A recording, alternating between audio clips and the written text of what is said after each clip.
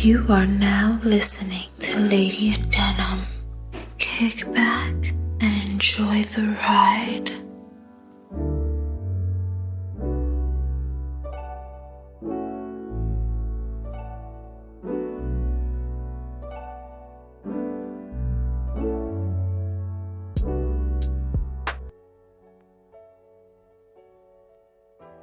When faced with adversities, there is a fight or flight response that is triggered within us. Each hardship is unique and does not have a one-size-fits-all solution. As the epinephrine pumps fiercely into the bloodstream, it is up to you on what to do with it. Will you stay and valiantly fight to the very end? Or will you tuck in your tails and head for the hills? Today, we are going to get well acquainted with 3 feminine forgotten faces of valorous heroines you've never heard about. When the Romans conquered southern England in AD 43, most Celtic tribes were beaten into submission. But the Romans let Brassiticus, who was the king of the Iceni tribe of East Anglia, hold onto his title as ruler, forcing his hand in an alliance with the Roman Empire. But when he died, leaving behind a wife and 2 daughters without a male successor to the throne in AD 60, all hell would break loose. The Roman emperor at the time, Nero, would defy Brassiticus' wishes for his daughters to inherit his kingdom. The Romans annexed his kingdom and stripped his family's land and property, leaving them bare. And honey, if that wasn't cold-blooded enough. Our first forgotten face, Boudica, wife of Brassiticus, was publicly flogged mercilessly among her people and Roman sadists alike. Her body was painted in her own blood, each blow tearing into her exposed wounds. The torture did not end there for the queen of the Iceni, as she was forced to watch the brutal rape of her beloved virgin daughters. This unforgivable act would spark a raging fire within her shaken spirit. Boudica vowed to seek vengeance, saying, "Nothing is safe from Roman pride and arrogance. They will deface the sacred and will deflower our virgins. Win the battle or perish. That is what I, a woman, will do." And so she tirelessly trained as a warrior, mastering fight techniques and the use of weapons. When the time was right, she would lead the Iceni and other British tribes in revolt. Boudica and her swarm of scorned souls would descend upon Camalodunum, snatching the lives of unsuspecting Roman soldiers. They would then pounce on Ladinium, where the Roman governor, Gaius Suetonius Polonus, awaited their arrival when he first got wind of their rebellion. But honey, Boudica and her army of rebels would swoop down on Ladinium, draining the blood from many Roman soldiers, leaving every stone unturned. Unable to defend the settlement, the abashed Roman governor would abandon it and evacuate his remaining troops. And after that ordeal, the rebel army would then burn down Ladinium and Verlamium. But because Suetonius could not accept defeat, he came back from Wales and marshaled his army to confront the vengeful rebels. And sadly, this would be the last battle for the warrior queen of the Iceni, as Suetonius and his small fleet of soldiers would live to see victory. She and her daughters would have their final dance with death by ingesting poison in order to evade capture. But Boudica and her swarm of vengeful souls would claim 70,000 to 80,000 lives during the revolt, causing quite a stir within Nero. Well, honey, hell hath no fury like a woman scorned. You'd best keep your nose clean, fellas. Our second forgotten face is as fearless as our first. In 1525, the Portuguese sprung an attack on the South Ganava coast in India, destroying the Mangalore port. And just right next to it, the Ulal was a prosperous port and hub of the spice trade to Arabia and other countries in the west. So it was no surprise the Portuguese had their eyes on it. But honey, little did they know how much trouble one itty-bitty woman would give them over 4 decades. Our second forgotten face's name is Abaca-Roni, Queen of Tulunato.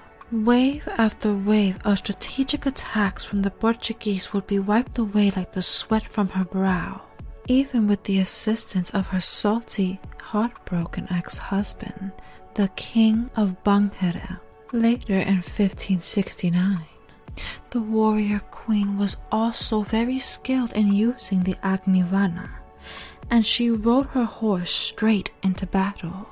From 1525 to 1569, blood would be spilt on the glossy sands of the port, and despite in 1569, when the Portuguese regained control of the Mangalore port, Abaca-Roni would remain a force to be reckoned with. Her army consisted of people of all sects and castes, including the Mogaveras, a fisherfolk community. She even forged alliances with the Zamorin of Calicut and other Muslim rulers south of Tulunato. However, in 1570, following the losses and her ex-husband's betrayal, Abaca lost the war and was arrested and jailed. Even in prison, she revolted and spent her last breath fighting for justice. The beautiful, quick-witted, fearless warrior queen was revered as a caring ruler who worked her fingers to the bone for independence and justice.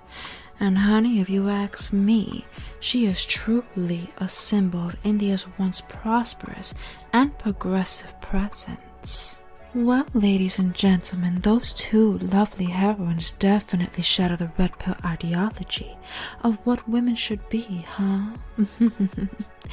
Oh, but there is one more forgotten face to uncover. So put on your goggles and make sure to keep your mouth closed.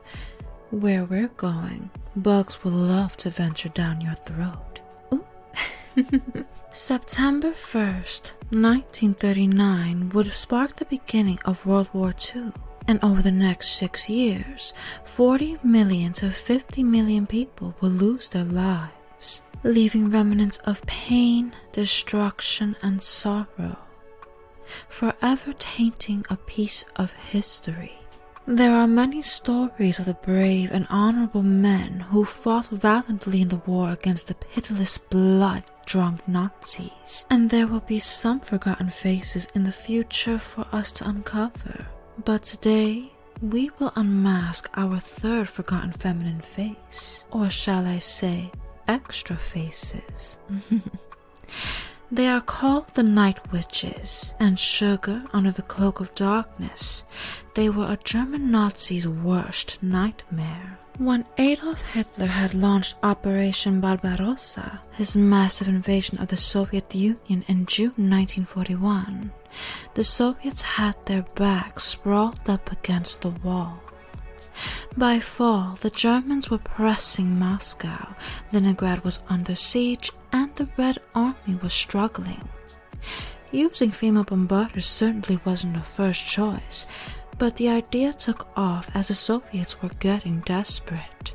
The Night Witches were the 588th Bomber Regiment, made up to be exclusively women of the Soviet Air Forces, and the squadron was led by a woman named Marina Raskavoy. Ooh, I loved the way her name rolled off my tongue, and I know you damn well loved it too. But I digress. However, some of the mechanics and other operators were indeed men. The calculating female aviators flew in darkness in bare-bones plywood biplanes, creeping up on unsuspecting Nazis. The whooshing sound made by the planes was the only warning Germans had before bombs would descend upon them. Like a cat pouncing on vermin. The planes were too small to show up on radar, and these audacious women never used radios, almost like ghosts cruising in the dark skies. And honey, using their specialized techniques. In all, they dropped more than 23,000 tons of bombs on Nazi targets. Talk about badassery. However, despite proving themselves to be of value, the women did face scrutiny from their male counterparts who wholeheartedly believed the women couldn't hold their weight when it came to combat effort. So while on the ground, they faced sexual harassment, long nights, and grueling conditions. Honey, as if it wasn't enough to be a damn woman. Oof. Altogether, these daredevil heroines flew more than 30,000 missions in total, or about 800 per pilot and navigator. Sadly, they lost 30 pilots during combat, but 24 of the flyers were awarded the title Hero of the Soviet Union. Raskavoy, the leader of the movement, tragically died on January 4th, 1943. When she finally was sent to the front line, her plane never made it. And honey, despite being the most highly conferred unit in the Soviet Air Force, the Night Witches Regiment was disbanded 6 months after the end of World War II. And when it came to the big Victory Day parade in Moscow, they weren't included because apparently their planes were too slow. Sounds like a bunch of man babies couldn't fathom being shown up by the mere touch of a woman in battle.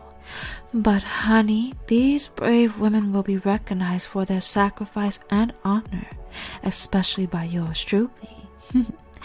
In the end, we are all human, and our capabilities can exceed beyond expectations if we believe in ourselves first. Danger is a second motivator. And when we are put into such situations, we either react or crumble under pressure. And on that note, thank you for listening. You can follow me on Insta at the Lady of Denim Podcast _. You can also follow my main Insta and Twitter at @denim. Be sure to follow and like my Facebook page at the Lady of Denim Podcast. Until next time, darling.